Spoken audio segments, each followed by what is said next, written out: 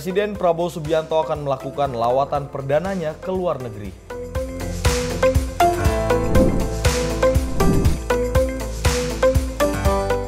BNPB diminta lakukan pembangunan di perbatasan Indonesia.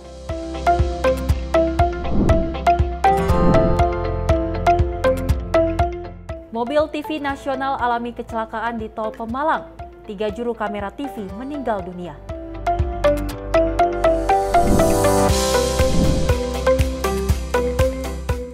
Pemerintah beri perhatian kasus penganiayaan guru Supriyani.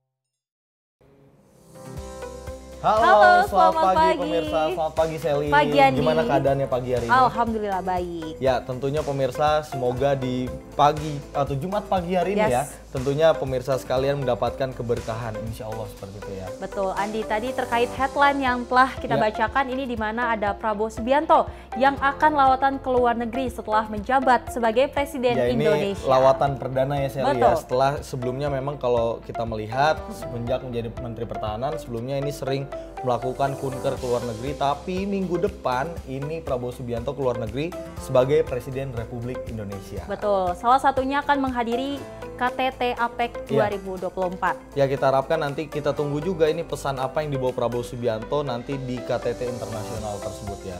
Dan juga pemirsa terkait dengan ada berita duka yang dialami oleh rekan kita sesama jurnalis ya kemarin. Ini ada 3 juru kamera dari TV One mengalami kecelakaan yang menyebabkan ketiganya meninggal dunia.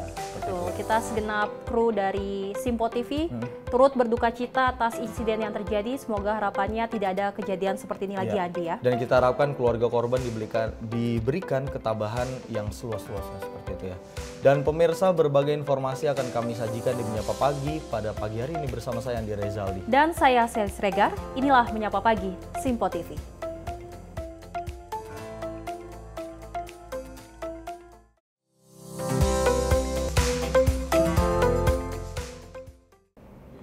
Ya pemirsa, kita awali informasinya terkait dengan Presiden Prabowo Subianto yang akan melakukan lawatan ke luar negeri pertamanya sebagai Presiden pada 8 hingga 24 November mendatang. Dan Prabowo dijadwalkan akan mengunjungi beberapa negara dan juga forum internasional seperti KTT APEC dan KTT G20.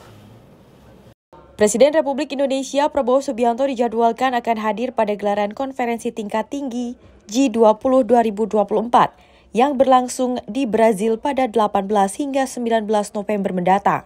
Sebagai anggota dari organisasi G20, Prabowo akan membawa pesan yang sesuai dengan topik utama pembahasan di tahun ini, yakni membangun tatanan dunia dan planet yang adil dan juga berkelanjutan.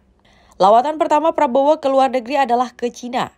Prabowo akan mengawali lawatannya ke Beijing dengan menemui Presiden Cina.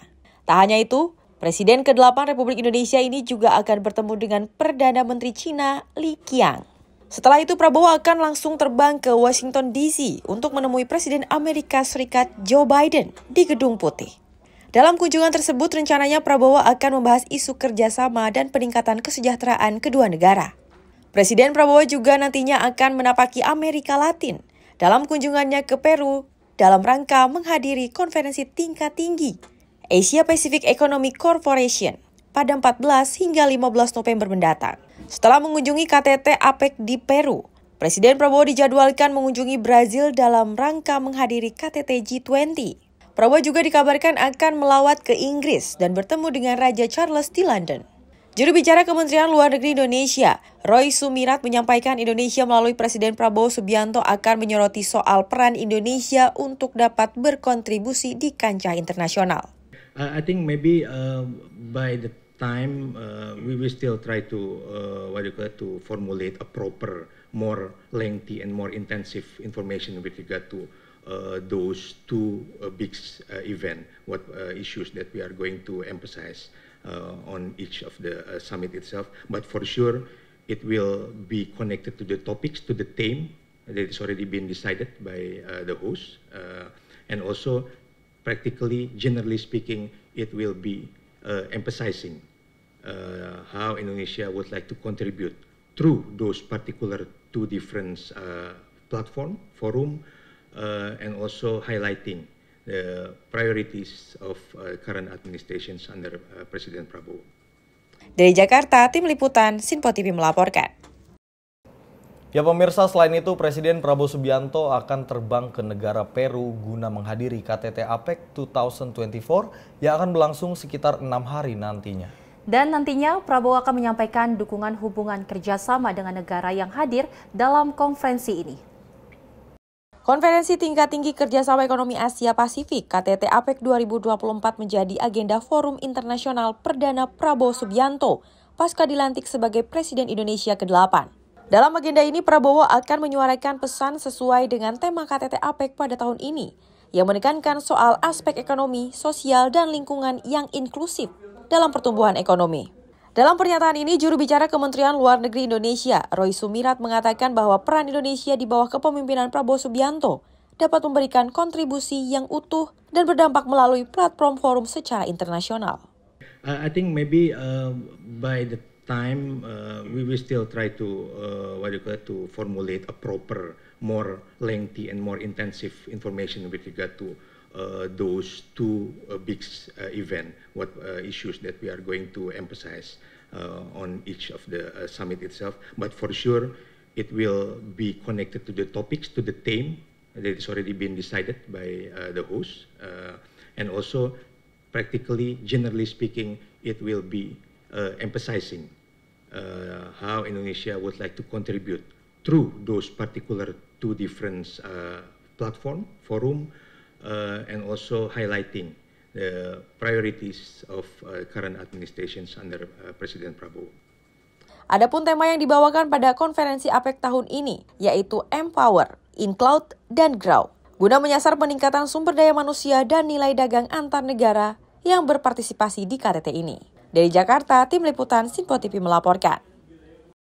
Terkait lawatan yang akan dihadiri oleh Prabowo Subianto, Andi, kita lihat memang bahwasanya ini ada tema tentang kesejahteraan dunia. Dan nantinya memang Prabowo Subianto akan bertemu dengan berbagai pimpinan negara, salah satunya dari pimpinan Amerika Serikat. Ya, Joe Biden ya. Betul. Tapi kalau berdasarkan informasi katanya rangkaian agenda ini diawali dengan lawatan Presiden Prabowo Subianto ke China terlebih dahulu, bertemu dengan Presiden Xi Jinping. Kemudian juga nanti setelah dari sana baru ke Amerika Serikat, dan nantinya setelah itu baru ke KTT-KTT yang nantinya ada di beberapa negara tersebut ya. Betul, kita berharap bahwasanya Indonesia nantinya di forum KTT APEC 2024 ataupun KTT G20 ini bisa membawa Indonesia lebih dikenal di kancah internasional. Sekali. Ya pemirsa, kita lanjutkan informasinya terkait dengan Menteri Ketenagakerjaan Yasir Erli menjelaskan bahwa pemerintah tengah melakukan upaya dalam menyelamatkan PT Sri Rejeki Isman yang sedang mengalami filing. Dan upaya penyelamatan tersebut rencananya akan dilakukan lintas kementerian dengan mempercepat mediasi antara kurator dengan manajemen Sritex. Menteri Ketenagakerjaan Yasir Erli menyampaikan upaya pemerintah untuk melakukan penyelamatan PT Sri Rejeki Isman atau PT Sritex akan dilakukan oleh lintas kementerian, di antaranya Kementerian Ketenagakerjaan, Kementerian Keuangan, Kementerian BUMN, dan Kementerian Perindustrian. Menurut Yasir Erli, langkah penyelamatan itu dapat dilakukan lewat berbagai cara, misalnya dengan mempercepat mediasi antara kurator dengan manajemen Sritex, yang mana kini PT Sritex berada di tangan kurator, usai dinyatakan pilot oleh Pengadilan Negeri Niaga Semarang.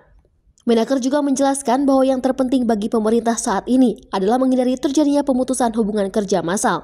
Selain itu, ia juga meminta agar langkah pemerintah tidak dinilai hanya menguntungkan pihak swasta. Jadi artinya proses bolanya ada sekarang di kurator. Maka pemerintah harus memastikan bagaimana apa yang sekarang dilakukan oleh kurator itu tidak ada kendala. Yang memastikan koordinasi berjalan baik. Kemudian kita juga ingin memastikan bahwa proses kasasi ini juga berjalan secara transparan. Nah, itulah salah satu bentuk kehadiran pemerintah. Jadi jangan dipahami pemerintah hadir bailout. Dari Jakarta, Sri Dewi Andayani, Dava Rizkiano, Sinpo TV melaporkan. Ya pemirsa, kita beralih ke informasi berikutnya di mana Komisi Pemilihan Umum Kota Bogor telah menerima sebanyak 615 box karton yang berisi surat suara untuk pemilihan kepala daerah Kota Bogor dan pemilihan gubernur Jawa Barat.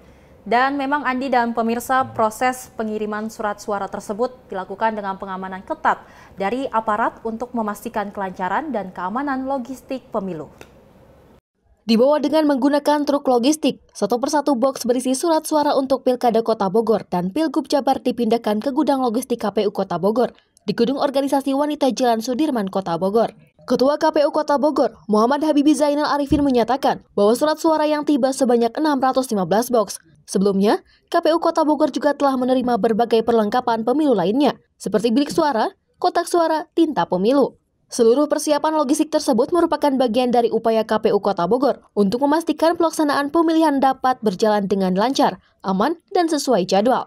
Logistik surat suara, baik gubernur maupun untuk pilwakot, yang alhamdulillah keduanya sudah tiba di Kota Bogor sesuai dengan jadwal dan tahapan. Prosesnya kemarin kita dari mulai cetak, juga kemarin per hari kemarin itu di loadingkan di pabrik. Per hari ini juga dikirim dari pabrik menuju ke sini, tentu dengan pengamanan yang ekstra ketat dari TNI maupun Polri. Jadi logistik yang sudah tersedia di sini apa aja? Ada bilik suara, tinta, kotak suara, surat suara, dan lain sebagainya. Berapa? Untuk pilwakot ada 336 dus, dan untuk gubernur ada 279 dus. Jadi total? 615.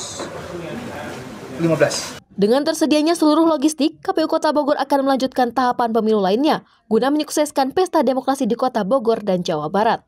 Dari Kota Bogor, Sultoni melaporkan. Ya, selain itu, Sally dan juga pemirsa, Wakil Menteri Dalam Negeri Bima Arya Sugiarto melakukan pengecekan terhadap persiapan Pilkada Serentak 2024. Dan Bima Arya meminta jajarannya untuk terus mengupdate dan mencetak logistik pencoblosan Pilkada. Mendekati Pilkada Serentak 2024, Menteri Dalam Negeri Tito Karnavian meminta jajarannya terutama kepada Wakil Menteri Dalam Negeri Bima Arya Sugiarto untuk mengurusi masalah kedukcapilan hingga membantu KPU dan Bawaslu agar Pilkada Serentak dapat berlangsung aman, tertib, damai, serta lancar. Sesuai arahan Mendagri, Bima Arya pun langsung bergerak untuk mengecek persiapan Pilkada dan meminta untuk jajarannya mencetak logistik perlengkapan pencoblosan. Hal ini dilakukan agar pesta demokrasi yang dirayakan 5 tahun sekali dapat memberi kesan baik dari masyarakat dan dapat melahirkan pemimpin yang berkualitas. Dan saya meminta kepada Wakil Menteri, saya berikan tugas mengurusi masalah kedukcapilan untuk mengurusi masalah yang urgent sekali, membantu KPU, Bawaslu, dan semua pihak agar Pilkada Serentak itu harus bisa berlangsung aman, tertib, damai, lancar. Tapi saya memerlukan salah satu juru bicara yang bisa tampil. Dan Wamen Pak Bima Arya, saya tahu. Dari Jakarta, tim redaksi Sinpo TV melaporkan. Ya pemirsa, masih terkait dengan pemberitaan menjelang Pilkada 2024 ya Celia. Ini juga ada informasi dari Wakil Menteri Koordinator Bidang Politik dan Keamanan Lodwig Friedrich Paulus yang melakukan rapat koordinasi terkait persiapan Pilkada Serentak 2024. Dan usai rakor bersama kementerian lembaga terkait, Lodwig menegaskan pentingnya Pilkada Serentak 2024 masuk dalam 8 program cepat pemerintah, sehingga meminta kepada BIN, TNI, dan juga Polri untuk memastikan Pilkada berjalan kondusif, aman, dan berjalan lancar. Kementerian Koordinator Bidang Politik dan Keamanan lakukan rapat koordinasi bersama kementerian dan lembaga terkait dalam persiapan Pilkada Serentak 2024. Rapat koordinasi yang dipimpin langsung oleh Wakil Menteri Koordinator Bidang Politik dan Keamanan, Lodwig F. Paulus menyampaikan, pemilihan kepala daerah merupakan program penting yang masuk ke dalam 8 program cepat pemerintah di bawah kepemimpinan Presiden Prabowo Subianto dan Wakil Presiden Gibran Rakabuming Raka. Oleh karena itu, ia meminta kepada kementerian, lembaga terkait untuk memastikan Pilkada berjalan kondusif, aman, dan berjalan lancar.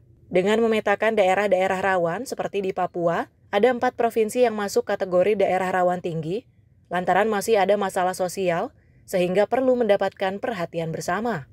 Tak hanya itu, Lodwig meminta BIN melakukan operasi intelijen terpadu guna tercipta early warning system, sehingga kegiatan deteksi dan pencegahan dini potensi terjadinya konflik bisa lebih optimal dan mengingatkan pentingnya netralitas ASN dan TNI Polri selama Pilkada 2024. Tenang, tanggal 27 pencoblosan. Artinya kesiapan kita tinggal 25 hari. Nah, terkait itu kami mengundang 15 kementerian dan lembaga yang terkait tentunya dengan pilkada ini, dan tadi sudah paparan dari BIN, ini menjadi penting ya, kemudian dari Polri, kemudian dari TNI, kemudian dari mana? KPU dan juga dari Kementerian Dalam Negeri. Ini penting, kan dari sini kita bisa mengetahui sejauh mana kesiapan kita ya, dari katakan dari pemerintah itu dalam mengantisipasi kesiapan penyelenggaraan pemungutan suara nanti. Wakil Menteri Koordinator Bidang Politik dan Keamanan Lodwig F. Paulus menegaskan akan mengecek di lapangan kesiapan dari aparat maupun penyelenggara pemilu di hari pencoblosan guna memastikan dan berharap di Pilkada 2024 serentak ini berjalan kondusif, aman, dan berjalan lancar. Dari Jakarta, Dio Malau, Sinpo TV melaporkan. Memang ya, Andi, tidak terasa Pilkada ini akan berlangsung di 27 November. Berbagai persiapan sudah dilakukan, mulai dari pengecekan segala logistik dari surat suara untuk Pilkada serentak. Ini juga dari Wamendagri juga sudah melakukan pengecekan bagaimana nantinya Pilkada serentak 2024 ini dapat berjalan dengan lancar, Andi. Tadi selain logistik juga tadi ada instruksi dari Menko seperti itu untuk melakukan pengamanan dari TNI dan juga Polri. Ya, semoga kita harapkan nanti jalannya Pilkada serentak yang akan berjalan bulan depan seperti itu, Sally, berjalan dengan lancar, aman, damai, dan tentunya menghasilkan pemimpin yang berkualitas di seluruh daerah di Indonesia. Seperti itu ya. Ya, pemirsa, informasi lainnya akan kami hadirkan usai jeda. Tetap di Menyapa Pagi, Sinpo TV.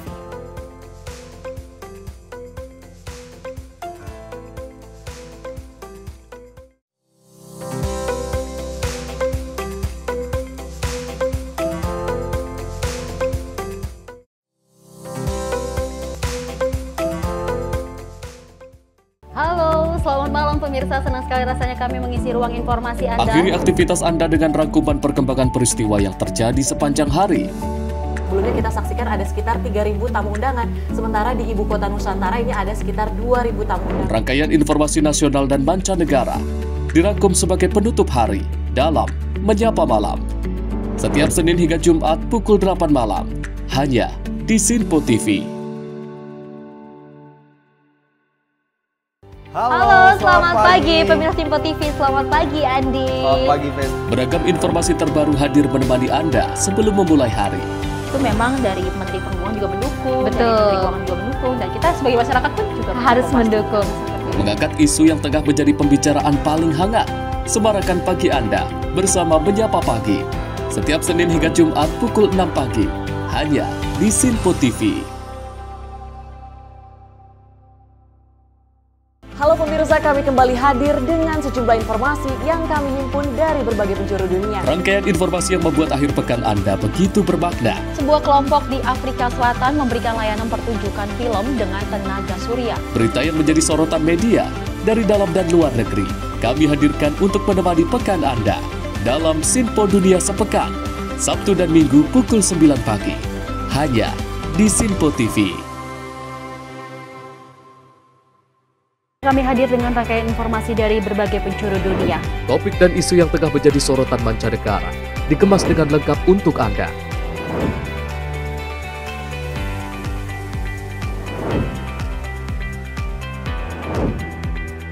Peristiwa penting yang terjadi dari berbagai belahan dunia kini hadir dalam Sinpo Dunia setiap Senin hingga Jumat pukul 7:30 malam, hanya di Sinpo TV.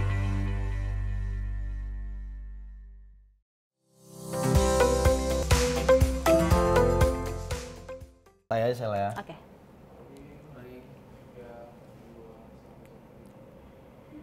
Terima kasih pemirsa, Anda masih menyaksikan Menyapa Pagi Sinpo TV. Tentu banyak sekali berita-berita yang akan kami hadirkan untuk kali ini ya, Andi.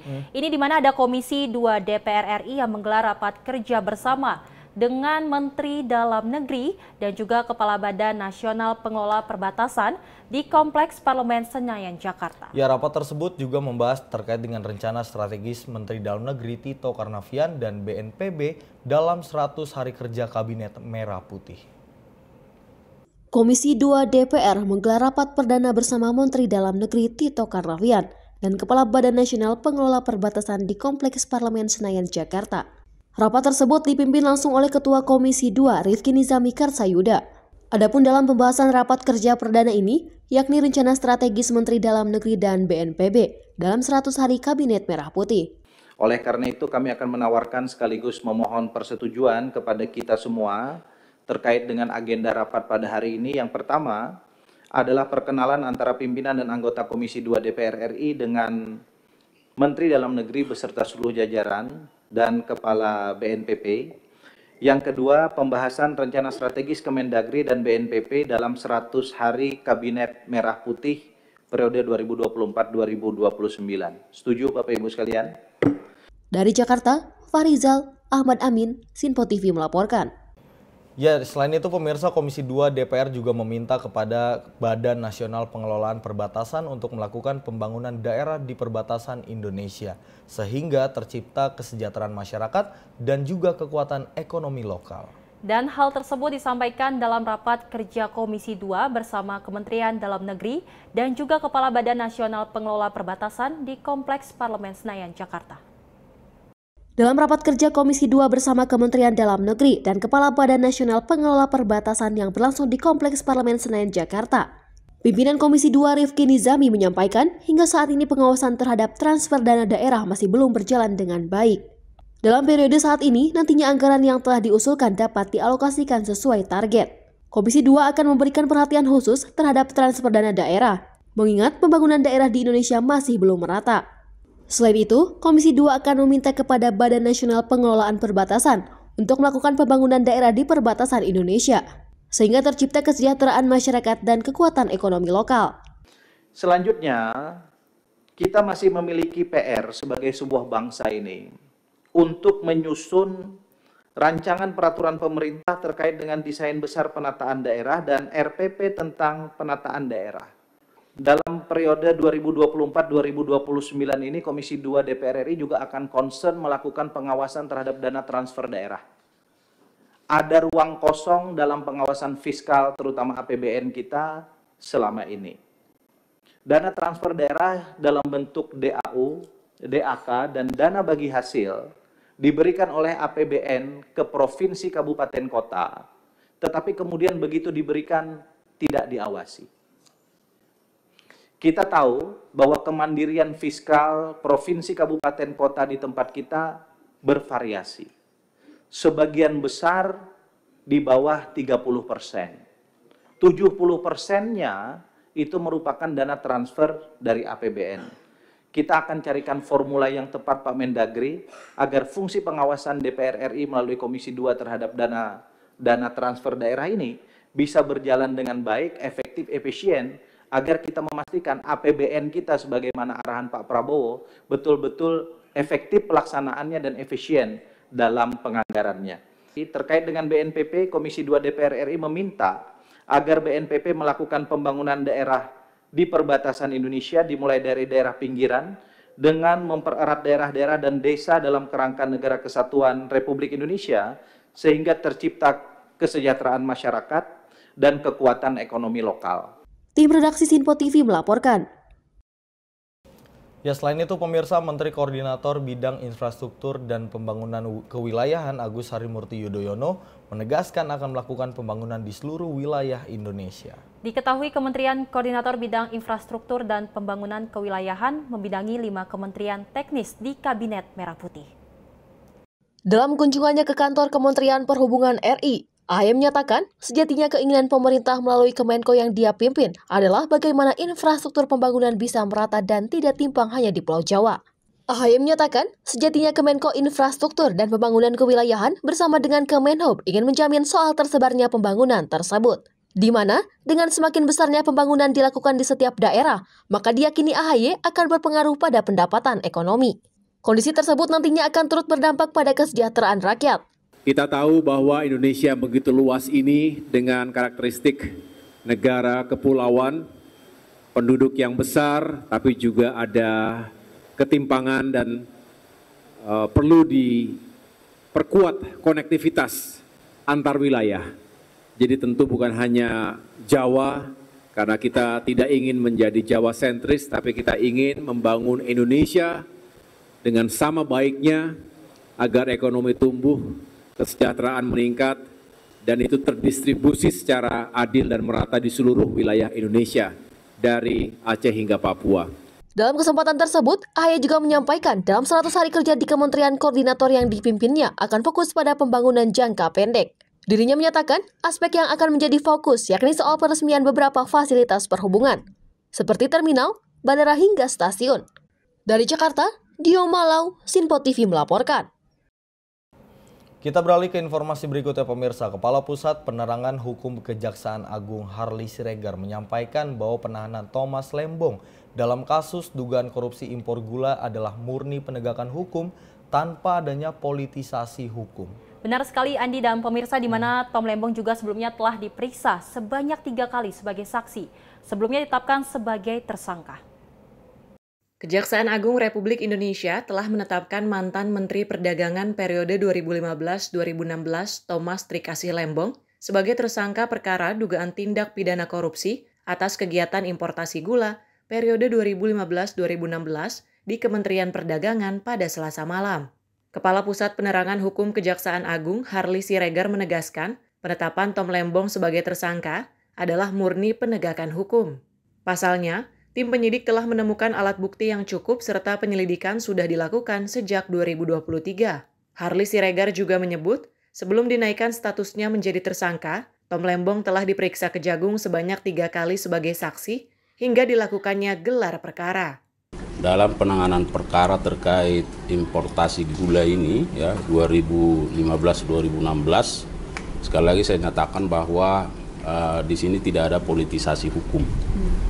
Ya, tetapi murni ini penegakan hukum, bahwa terhadap penegakan hukum yang represif tentu harus dimaknai terhadap pemenuhan adanya bukti permulaan yang cukup.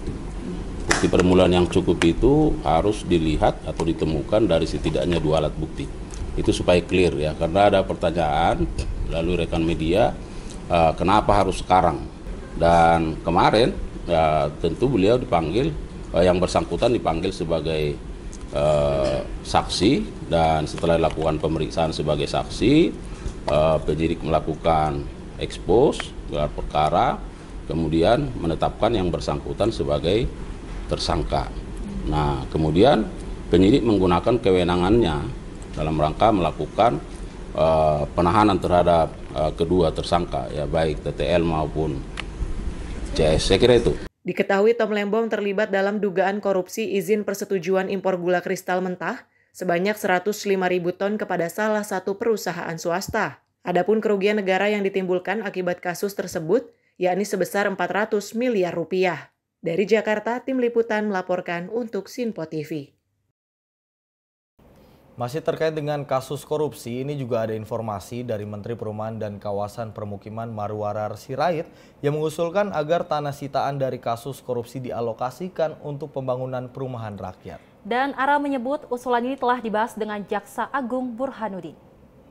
Hal tersebut disampaikan Menteri Perumahan dan Kawasan Permukiman Marwarar Sirait usai menghadiri rapat kerja bersama Komisi 5 DPR di Kompleks Parlemen Senayan Jakarta pada Rabu. Ara mengatakan bahwa pentingnya mengembalikan tanah sitaan dari korupsi kepada masyarakat, khususnya untuk pembangunan perumahan dengan harga terjangkau. Menurutnya, hal ini dilakukan mengingat banyak masyarakat yang tidak memiliki rumah, seperti aparatur sipil negara, tentara, Polri, serta guru. Oleh karena itu, dirinya meminta izin kepada DPR agar rencana tersebut dapat dibahas dengan kementerian terkait bersama Komisi 5 DPR. Kita melakukan banyak aset-aset milik koruptor, misalnya contoh di Kejaksaan di Banten itu ada 1.000 hektar, saya sudah dengar sendiri dari Jaksa Agung dan saya sudah berkirim surat bagaimana aset itu bisa dimanfaatkan. Kalau 1.000 hektar saja itu bisa secara legal buat rakyat, ya saya pikir komponen tanah itu mungkin sekitar 30-40% dari harga jual sebuah rumah.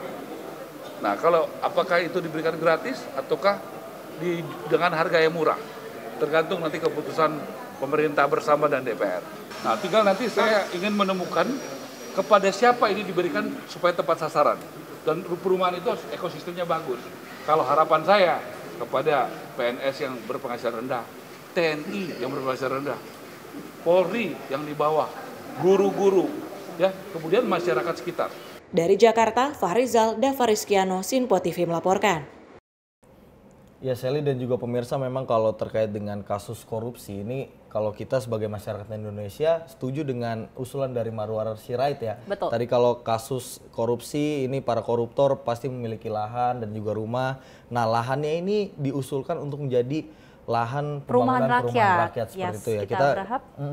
Memang kita berharap dengan adanya langkah dari Marwar Sirait ini dapat membantu masyarakat untuk lebih mudah mendapatkan rumah ya Andi, karena kalau kita ketahui memang harga rumah di Indonesia cukup mahal. Jadi memang untuk generasi Z ini cukup membebani untuk membeli rumah ya Andi ya.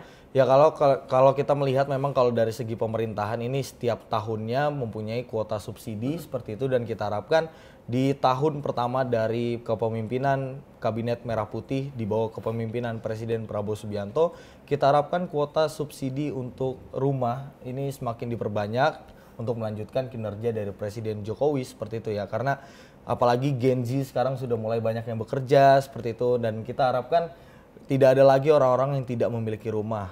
Betul, dan pastinya kita menunggu 100 hari kerja dari Kabinet Merah Putih untuk memajukan Indonesia emas. Betul ya, ini di 2045. Betul, 2045. Pemirsa, berbagai informasi lainnya akan kami hadirkan, namun usai jeda tetap bersama kami.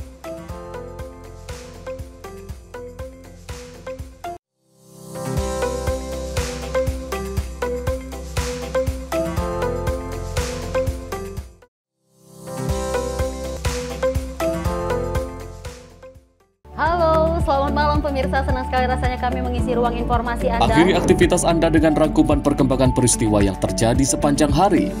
Sebelumnya kita saksikan ada sekitar 3.000 tamu undangan, sementara di Ibu Kota Nusantara ini ada sekitar 2.000 tamu undangan. Rangkaian informasi nasional dan mancanegara dirangkum sebagai penutup hari dalam Menyapa Malam. Setiap Senin hingga Jumat pukul 8 malam, hanya di Sinpo TV. Halo, selamat pagi pemirsa Sinpo TV, selamat pagi Andi. Selamat pagi, Fen. Beragam informasi terbaru hadir menemani Anda sebelum memulai hari. Itu memang dari Menteri Perhubungan juga mendukung, dari Menteri Keuangan juga mendukung, dan kita sebagai masyarakat pun juga harus mendukung. Mengangkat isu yang tengah menjadi pembicaraan paling hangat, semarakan pagi Anda bersama Menyapa Pagi. Setiap Senin hingga Jumat pukul 6 pagi, hanya di Sinpo TV. Halo pemirsa, kami kembali hadir dengan sejumlah informasi yang kami himpun dari berbagai penjuru dunia. Rangkaian informasi yang membuat akhir pekan Anda begitu bermakna. Sebuah kelompok di Afrika Selatan memberikan layanan pertunjukan film dengan tenaga surya. Berita yang menjadi sorotan media dari dalam dan luar negeri, kami hadirkan untuk menemani pekan Anda dalam Sinpo Dunia Sepekan, Sabtu dan Minggu pukul 9 pagi, hanya di Sinpo TV. Kami hadir dengan rangkaian informasi dari berbagai penjuru dunia. Topik dan isu yang tengah menjadi sorotan mancanegara dikemas dengan lengkap untuk Anda.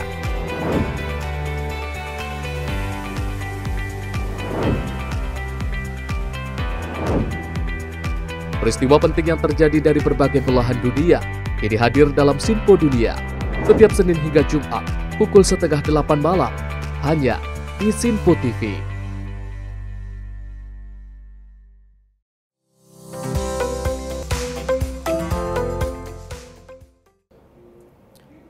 Terima kasih pemirsa, masih di Menyapa Pagi Sinpo TV. Pemirsa, DPR menggelar rapat kerja bersama dengan Kementerian Hak Asasi Manusia di Kompleks Parlemen Senayan, Jakarta pada Kamis kemarin.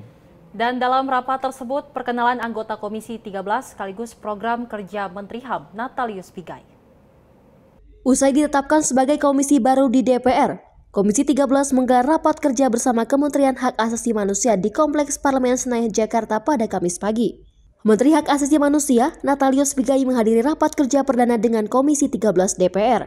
Dalam rapat tersebut, Menteri Hak Asasi Manusia, Natalius Pigai memastikan kebijakan pemerintah Presiden Prabowo Subianto tidak menabrak koridor HAM. Menteri Hak Asasi Manusia Natalius Pigai juga mengajukan program 100 juta rupiah untuk satu desa guna melakukan sosialisasi soal hak asasi manusia.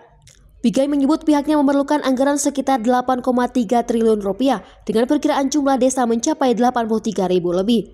Adapun rapat tersebut dipimpin langsung oleh Ketua Komisi 13 DPR, Willy Aditya, serta jajaran anggota Komisi 13. Dari Jakarta, Farizal, Ahmad Amin, Sinpo TV melaporkan. Pemirsa, selain itu Menteri Agama Nasaruddin Umar mengungkapkan bahwa dengan adanya Badan Urusan Haji dan Umroh yang baru dibentuk di pemerintahan Presiden Prabowo Subianto dapat berkonsentrasi penuh terhadap pelaksanaan haji. Dan dirinya menyebut pemisahan tugas penyelenggaraan haji oleh Badan Urusan Haji dan Umroh akan membuat pekerjaan Kemenak menjadi lebih ramping. Menteri Agama Nasaruddin Umar menghadiri rapat kerja bersama Komisi 8 DPR di Kompleks Parlemen Senayan, Jakarta pada Rabu siang. Dalam rapat ini membahas soal evaluasi penyelenggaraan ibadah haji dan pelaksanaan haji 2025. Menteri Agama Nasaruddin Umar mengatakan pemisahan tugas penyelenggaraan haji oleh Badan Urusan Haji dan Umroh akan membuat pekerjaan Kemenak menjadi lebih ramping. Oleh karena itu, dirinya mengatakan bahwa pihaknya dapat lebih fokus dengan Binas Masyarakat atau Bimas dan Pendidikan Agama. Ya, ini kita membahas evaluasi haji dan juga kita bicarakan tentang pelaksanaan haji akan datang. Kita sangat optimis dengan adanya badan ini duduk bersama kita nanti. Kita berharap dengan adanya badan pelaksanaan haji ini konsentrasi penuh bisa diberikan oleh haji umrah. Jadi nanti Kementerian Agama akan lebih rapi, lebih berkonsentrasi mengurus persoalan-persoalan kebangsaan dan kemasan di masa depan, Kristen, Katolik, Indonesia, ditambah dengan pondok pesantren, pendidikan agama. Jadi lebih profesional, lebih rapi, sehingga kita bisa melakukan manuver-manuver yang lebih produktif dan lebih proaktif nanti akan datang. Mohon doanya. Prof, ini kan sudah ada Badan Haji dan Umroh di pemerintahan saat ini. Nah, ini posisinya sebagai operator atau seperti apa? Nanti ada revisi undang-undang. Oh iya pasti. Jadi keberadaan badan ini memang itu akan setara dengan kementerian. Jadi kepala badannya itu setara dengan saya kira kita Allah pada kita akan lihat. Dari Jakarta, Farizal, Dava Rizkiano, Sinpo TV melaporkan. Selain itu pemirsa, Menteri Pendidikan Dasar dan Menengah atau Memdikdasmen Abdul Muti menyambangi kantor pengurus besar Nahdlatul Ulama pada Rabu siang. Dan usai melakukan pertemuan tertutup, Abdul Muti mengaku mendapatkan banyak masukan terkait peningkatan sekolah dasar dan menengah berbasis kerakyatan dan juga pendidikan guru pengajarnya. Sesampainya di kantor PBNU Jakarta, Mendikdasmen Abdul Muti disambut oleh Yahya Khalil Stakuf atau Gus Yahya pada Rabu siang. Usai melakukan pertemuan tertutup, Abdul Muti mengaku telah menerima banyak masukan terkait perlunya peningkatan sekolah dasar maupun menengah yang berbasis pada kerakyatan. Selain sekolahnya, tenaga pengajar pun harus diberi banyak pelatihan agar terciptanya kualitas pengajaran. Bersilaturahim dalam rangka mendapatkan masukan dan juga mendapatkan arahan dari Kiai untuk bagaimana pendidikan dasar dan menengah ke depan bisa lebih baik lagi. Ini adalah bagian dari upaya kami untuk bisa mendapatkan insight atau bahasa yang lainnya yang mendapatkan pencerahan dari para tokoh untuk bagaimana kami di Kementerian Pendidikan Dasar Menengah ini bisa mengambil kebijakan yang lebih baik lagi dan juga bisa bermitra dengan lebih baik lagi dengan lembaga-lembaga, organisasi-organisasi yang menyelenggarakan pendidikan. Nahdlatul Ulama adalah salah satu dari organisasi Islam yang memiliki banyak sekali lembaga pendidikan dan sebagainya adalah sekolah-sekolah yang memang itu menjadi bagian dari mitra kami di Kementerian Pendidikan Dasar dan Menengah. Masukan tersebut akan dijadikan acuan untuk mengembangkan dan meningkatkan sekolah pendidikan dasar dan menengah yang menjadi tanggung jawab kementerian barunya. Dari Jakarta, Dio Malau, Sinpo TV melaporkan. Selain itu pemirsa, Menteri Pendidikan Dasar dan Menengah atau Mendikdasmen Abdul Muti juga berencana akan bertemu langsung dengan Kapolri Jenderal Listio Sigit Prabowo buntut perkara dugaan penganiayaan oleh seorang guru honorer di Konawe Selatan, Sulawesi Tenggara terhadap muridnya. Dan tak hanya kasus itu saja, ini nantinya Abdul Muti memastikan bakal membahas kasus serupa yang terjadi di tempat lain. Ditemui di Gedung Pengurus Besar Nahdlatul Ulama PBNU Jalan Keramat Raya Senen, Jakarta Pusat Rabu siang, Menteri Pendidikan Dasar dan Menengah Abdul Muti berencana akan bertemu langsung dengan Kapolri Jenderal Listio Sigit Prabowo. Buntut perkara dugaan penganiayaan oleh seorang guru honorer di Konawe Selatan, Sulawesi Tenggara terhadap muridnya yang merupakan anak anggota kepolisian.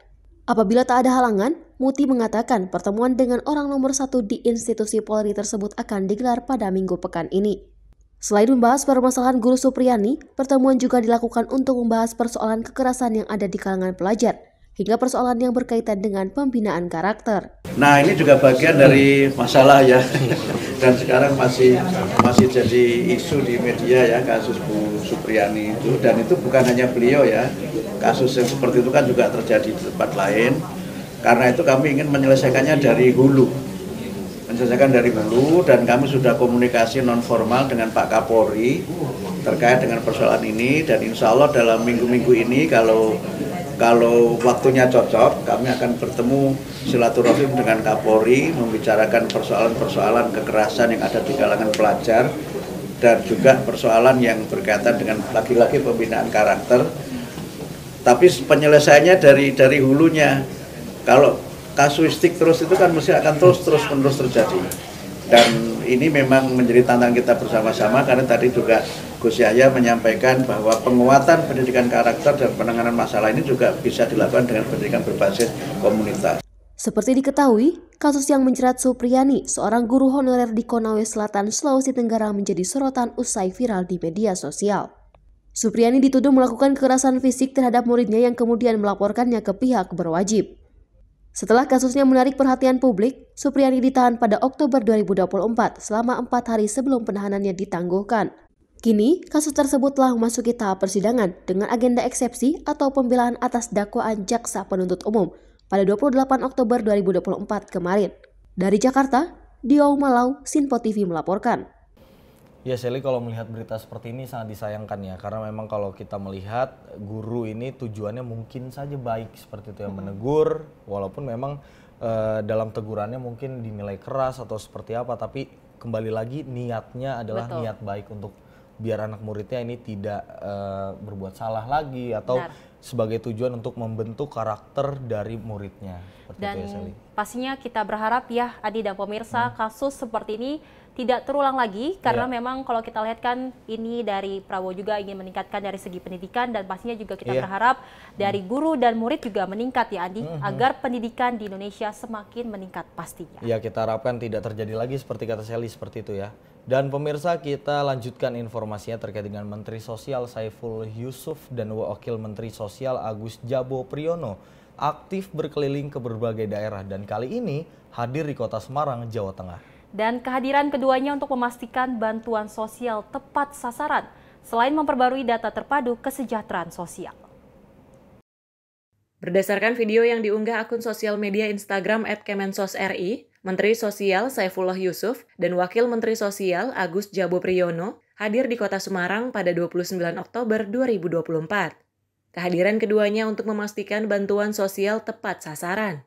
Dalam kesempatan itu, Mensos menekankan pentingnya data akurat agar bansos tepat sasaran, sekaligus mengajak masyarakat dan pemerintah daerah berkolaborasi menyempurnakan data terpadu kesejahteraan sosial atau DTKS. Mensos juga menyampaikan pesan Presiden Prabowo Subianto terkait pentingnya pengumpulan data yang valid agar lebih akuntabel. Mensos dan Wamensos juga menyerahkan bantuan simbolis kepada lansia dan anak yatim piatu. Bantuan senilai 71 miliar untuk Kota Semarang dengan beragam jenis bantuan seperti sembako, permakanan, dan program lainnya untuk tingkatkan kesejahteraan warga. Tim redaksi Sinpo TV melaporkan. Pemirsa, BUMN 5 tahun lalu berfokus kepada transformasi besar-besaran. Salah satu hasilnya adalah kontribusi dividen yang dinilai terbesar sepanjang sejarah. dan Menteri BUMN Erick Thohir menyatakan BUMN dalam 5 tahun ke depan agar bekerja lebih keras lagi mewujudkan visi Presiden Prabowo Subianto. Hal ini disampaikan Menteri BUMN Erick Thohir saat menghadiri Town Hall Meeting Kementerian BUMN pekan lalu. Berdasarkan video yang diunggah akun sosial media Instagram @erikthohir, Menteri BUMN menyatakan bahwa BUMN sudah mengalami banyak hal, diantaranya bagaimana BUMN didorong untuk transformasi besar-besaran. Menurutnya ada 2 momentum besar yang dialami, yaitu saat terjadinya COVID-19 serta adanya restrukturisasi. Dalam kesempatan itu, Erick mengingatkan bahwa dalam 5 tahun ke depan, BUMN akan dituntut bekerja lebih keras serta transparan lagi agar dampaknya benar-benar terhitung. Menteri BUMN menekankan bahwa BUMN akan mewujudkan visi Presiden Prabowo Subianto, terutama mencapai target swasembada pangan, mendorong ketahanan energi, serta menciptakan ekonomi hijau. Jangan kaget kalau nanti di pemerintahan yang hari ini dipimpin oleh Pak Prabowo, kita akan tentu diharapkan kerja lebih ekstra lagi. Sesuai dengan pidato bicara swasembada pangan. Belum lagi solusi kepada energi yang kita dorong ke depan hari ini mengenai ESG. Salah satunya ekonomi hijau. Kalau saya juga berharap kita bisa lakukan terus terobosan. Dari Jakarta, tim redaksi Sinpo TV melaporkan. Masih seputar dengan prestasi dari tokoh Erick Thohir seperti itu ya. Ini juga informasinya terkait dengan 4 timnas Indonesia dari berbagai kategori berhasil bertanding di putaran final Piala Asia dan membuat sejarah bagi pesepak bolaan di Indonesia. Benar sekali Andi, dan pemirsa, di mana ini Ketua Umum PSSI Erick Thohir menyampaikan apresiasinya kepada seluruh pemain, tim pelatih dan ofisial serta pengurus PSSI. Ketua Umum PSSI Erick Thohir menyebut Indonesia naik kelas karena 4 kategori tim nasional lolos ke Piala Asia, yaitu tim Indonesia Senior, Timnas Indonesia U23, Timnas Indonesia U20, dan Timnas Indonesia U17. Setelah mendengar kabar Timnas Indonesia U17 resmi lolos ke Piala Asia 2025, Erick langsung meminta pelatih Nova Arianto untuk melakukan persiapan maksimal. Hal ini dikarenakan Piala Asia U17 2025 adalah tahap kualifikasi ke Piala Dunia U17 2025. Lebih lanjut, Erick juga ingin Timnas Indonesia fokus pada agenda terdekat. Dalam 3 pekan mendatang, skuad Garuda akan menjalani 2 laga penting kontra Jepang pada 15 November dan Arab Saudi pada 19 November. Sudah 4-4-nya lolos, artinya kembali kita sudah mulai naik kelas. U17 kita, tim U20 kita, tim U23, dan tim senior lolos Piala Asia. Sudah 4-4-nya lolos. Saya rasa ini prestasi yang luar biasa. Artinya kembali kita sudah mulai naik kelas. Tapi kan kembali mempertahankan naik kelas itu tidak mudah. Nah, saya sudah perintahkan untuk Coach Nova mempersiapkan dengan baik, karena saya tahu kejuaraannya sudah dekat di tahun depan, di bulan April di Saudi, dan itu slotnya untuk ke Piala Dunia ada hanya 8 slot, dan saya sudah perintahkan Coach Indra Safri juga, apalagi bulan Februari ini sudah dekat, persiapannya harus maksimal. Ya, saya harapkan performance-nya terus ditingkatkan untuk U17 dan U20, termasuk yang saya sampaikan evaluasi kepada Coach Sintayong ya, bahwa target kita itu harus masuk 4 besar ya di grup. Jadi tidak ada tawar-menawar. Kita lihat nanti bagaimana maksimal untuk pertandingan 2 pertandingan kandang ya, lawan Jepang dan lawan Saudi. Namun jauh rankingnya di atas kita. Kalau di 2 game ini kita dapat poin, itu juga bisa menjadi tabungan untuk kita ranking 3 atau 4, ranking 4 supaya nanti kita bisa play-off lagi. Dari Jakarta, tim redaksi Sinpo TV melaporkan. Ya, wow, Andi, ini memang sangat menggembirakan untuk kita bahwasanya memang Timnas Indonesia ini mencetak sejarah di mana 4 Timnas Indonesia berhasil menuju Piala Asia. Dan kalau kita lihat memang bahwasanya Erick Thohir ini mengharapkan untuk pelatih terus melatih bagaimana pemain bola agar mempersiapkan ini kan nantinya di November mendatang di tanggal 15 dan 19 akan melawan Jepang dan Arab Saudi. Kita berharap bahwasanya kemenangan kemenangan tertuju atau nanti berpihak kepada kita di Indonesia seperti itu, karena memang kalau kita bisa melihat berbagai sebenarnya tidak hanya melakukan pelatihan terhadap pemain, tapi juga Erick Thohir ini kalau dinilai berhasil melakukan regenerasi atau reformasi di tubuh PSSI seperti itu. Ini yang sangat patut diapresiasi karena kalau misalkan timnas mau bagus, harus manajemennya bagus dulu. Gitu dan ya. Erik juga mengatakan bahwasanya timnas Indonesia ini cukup sudah naik kelas dan kita patut mengapresiasi dengan segala tubuh di PSSI yang sudah berusaha untuk membangunkan Indonesia jauh lebih baik lagi pastinya. Ya, pemirsa, berbagai informasi lainnya masih kami akan sediakan, namun usai jeda tetap bersama kami.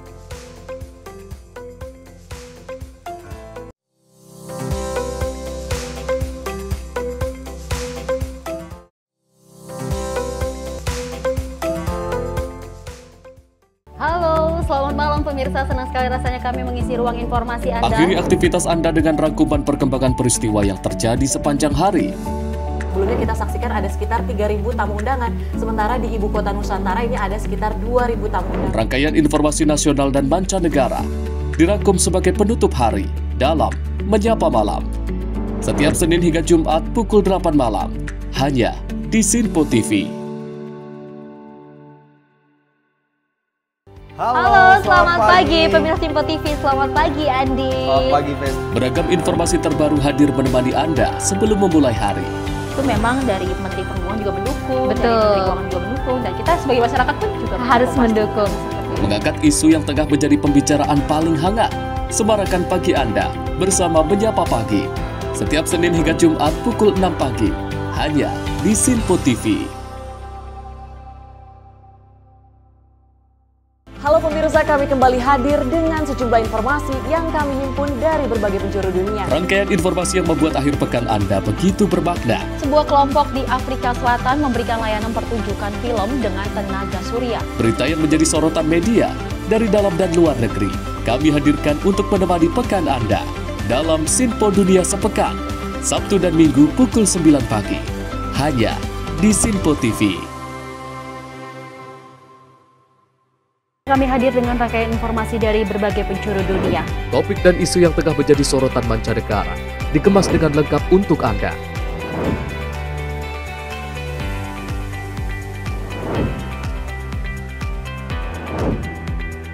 Peristiwa penting yang terjadi dari berbagai belahan dunia kini hadir dalam Sinpo Dunia setiap Senin hingga Jumat pukul 7:30 malam, hanya di Sinpo TV.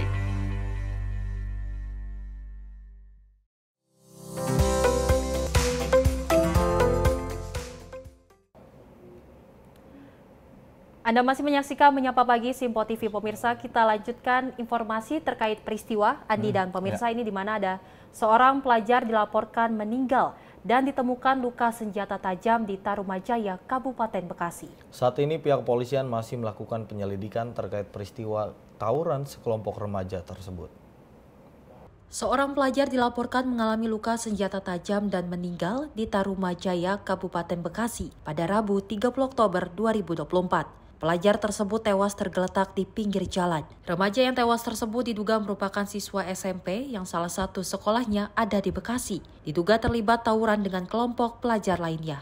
Belum ada keterangan resmi dari pihak berwenang atau kepolisian terkait kejadian ini. Saat ini pihak kepolisian masih melakukan penyelidikan terkait peristiwa tawuran sekelompok remaja. Pelajar yang meninggal dunia semalam langsung dievakuasi polisi ke Rumah Sakit Polri Kramat Jati, Jakarta Timur. Dari Jakarta, Rangga, Sinpo TV melaporkan. Dan pemirsa, seorang pria lanjut usia ditemukan tergeletak tak bernyawa di area Taman Genjing, Cempaka Putih, Jakarta Pusat pada Kamis pagi. Meski tak ditemukan tanda-tanda kekerasan di tubuhnya, namun dari hasil identifikasi awal, pria lansia tersebut diketahui merupakan warga Sukabumi, Jawa Barat. Warga yang tengah berolahraga di area Taman Genjing, Cempaka Putih, Jakarta Pusat digegerkan dengan penemuan sesosok jasad pria lanjut usia di area taman pada Kamis pagi. Pria yang membawa 2 tas jinjing berukuran besar tersebut ditemukan tergeletak tak bernyawa tanpa satu orang pun yang tahu penyebabnya. Petugas kepolisian yang tiba di lokasi kejadian langsung melakukan proses identifikasi terhadap tubuh korban. Meski tak ditemukan tanda-tanda kekerasan di tubuhnya, namun dari identitas yang ditemukan dari tubuh korban, pria lansia tersebut diketahui merupakan warga Sukabumi, Jawa Barat. Panit Opsnal Resmo Polsek Cempaka Putih, Ibda Zulkifli Nababan menyebut pria lansia tersebut belakangan diketahui mantan pengemudi bajai yang kerap mangkal di area Taman Genjing. Namun lantaran sudah lanjut usia, pria tersebut kerap terlihat untuk sekedar mondar-mandir di sekitar lokasi kejadian. Kurang lebih 7.30 laporan dari warga, lanjut dari Polres Cempaka Putih, kita menerjunkan anggota untuk melaksanakan TKP, selanjutnya sudah diidentifikasi. Untuk sementara jenazah sudah dibawa di rumah sakit. Ya. Mayat ini jenis kelaminnya apa? Laki-laki. Kira-kira umurnya berapa? Umur sekitar 70-an. Untuk identitas ini? Identitas ada. Kita temukan untuk KTP, dompet, identitas diri lainnya ada. Itu tinggal di mana? Untuk tinggal, menurut keterangan saksi, beliau ini dulunya adalah seorang supir bajai. Keseharian dulu supir bajai, mungkin karena sudah umur, usia, selanjutnya beliau kesehariannya hanya begini saja, jalan-jalan sekitar sini saja. Berarti warga sini bukan warga sini? Bukan warga sini. Kalau untuk KTP-nya KTP Sukabumi. Jawa Barat. Ada luka-luka atau gimana? Untuk sementara tadi kita lihat kasat mata, luka-luka tidak ada sih. Guna mengungkap teka-teki kematian korban, polisi langsung membawa jasad korban ke kamar jenazah Rumah Sakit Cipto Mangunkusumo, Jakarta untuk dilakukan identifikasi lanjutan. Dari Jakarta, Dio Malau, Sinpo TV melaporkan. Selain itu, pemirsa, 7 orang dilaporkan tewas dalam insiden ambruknya jembatan di dermaga penyeberangan tradisional di Pulau Hatta, Kecamatan Banda, Maluku Tengah pada Rabu sore. Dari 7 korban yang dinyatakan meninggal dunia, 2 orang merupakan mantan anggota DPRD Maluku dan anggota DPRD Kabupaten Maluku Tengah. Dalam video amatir yang beredar di media sosial, terlihat antusiasme warga menyambut kedatangan rombongan calon bupati nomor urut 3 di Pulau Hatta, Kecamatan Banda, Maluku Tengah pada Rabu sore. Kebahagiaan itu berubah menjadi kepanikan saat jembatan yang sudah puluhan tahun itu runtuh di tengah kerumunan. Diduga jembatan yang ambruk sudah dalam kondisi tidak layak pakai, sehingga tidak mampu menahan beban banyak orang. Warga yang panik segera melakukan evakuasi terhadap korban yang tertimpa puing-puing jembatan. Aparat TNI, Polri, dan Basarnas membantu proses penyelamatan. Korban dibawa ke rumah sakit di Banda Neira menggunakan speedboat untuk mendapatkan perawatan medis. Insiden ini mengakibatkan 7 orang meninggal dunia, termasuk anggota DPRD Maluku Tengah, Andan Tajaningsi Nurbati, serta mantan anggota DPRD dan ketua tim pemenangan calon bupati, Ruslan Hurasan, dan selain itu 11 orang lainnya mengalami luka berat dan juga ringan. Tim redaksi Simpo TV melaporkan. Pemirsa, aksi pencurian terjadi di salah rumah kontrakan di Jalan Tanjung Duren Utara 10, Grogol, Petamburan, Jakarta Barat. Ya, salah satu pelaku masuk ke halaman rumah dengan cara memanjat pagar, kemudian membawa kabur sebuah sepeda, helm, dan tabung gas melon. Dari rekaman CCTV ini terlihat 3 orang pelaku pencurian menyatroni sebuah rumah kontrakan di Jalan Tanjung Duren Utara 10, Grogol, Petamburan, Jakarta Barat. Setelah memantau kondisi rumah, salah satu pelaku langsung masuk ke halaman rumah dengan cara memanjat pagar. Pelaku terlihat santai mencari barang yang akan diambilnya. Sebuah sepeda yang berada di depan rumah menjadi sasaran pencurian. Selain sepeda, helm dan tabung gas LPG 3 kg turut dibawa pelaku. Sementara itu, 2 pelaku lainnya telah menunggu di luar untuk membantu rekannya membawa kabur barang curiannya. Pada saat kejadian, tak ada satupun penghuni kontrakan yang terbangun, padahal pelaku hampir 20 menit mencari barang yang bisa ia curi. Barang-barang yang pelaku curi memang biasa diletakkan para penghuni kontrakan di halaman rumah. Dari depan situ manjat dianya. Dari pagar? Iya, dari pagar situ manjat di samping situ. Pas saat kejadian pintu pagarnya digembok atau enggak? Enggak, dikunci. Untuk mencegah hal tersebut kembali terjadi, penghuni rumah kontrakan kemudian memasang kawat berduri di sekeliling pagar rumah kontrakan. Dari Jakarta, Sinpo TV melaporkan.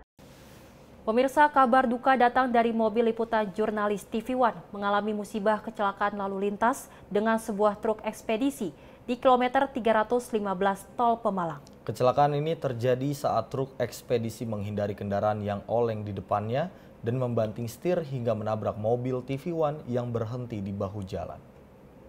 Mobil liputan jurnalis TV One terlibat kecelakaan lalu lintas dengan sebuah truk ekspedisi di kilometer 314 Tol Pemalang pada Kamis 31 Oktober 2024 pukul 6.30 WIB. Kecelakaan ini menyebabkan 3 orang tewas dan 2 orang lainnya mengalami luka-luka. Kabid Humas Polda Jawa Tengah, Kombes Pol Artanto mengatakan, Kecelakaan bermula saat truk ekspedisi yang melaju dari arah Jakarta menuju Semarang berusaha menghindari kendaraan yang oleng di depannya. Namun, saat menghindar, truk tersebut justru menabrak mobil jurnalis TV One yang sedang berhenti di bahu jalan. Mobil liputan jurnalis TV One ditabrak dari belakang oleh truk tersebut. Saat kejadian tersebut, tim liputan jurnalis TV One sedang dalam perjalanan untuk melakukan liputan investigasi. Akibat kecelakaan tersebut, para korban sudah dibawa ke Rumah Sakit Islam Pemalang Al-Ikhlas. Saat ini pihak kepolisian masih melakukan penyidikan dan olah TKP terkait kecelakaan lalu lintas menggunakan metode traffic accident analysis. Dari Jakarta, Rangga, Sinfo TV melaporkan.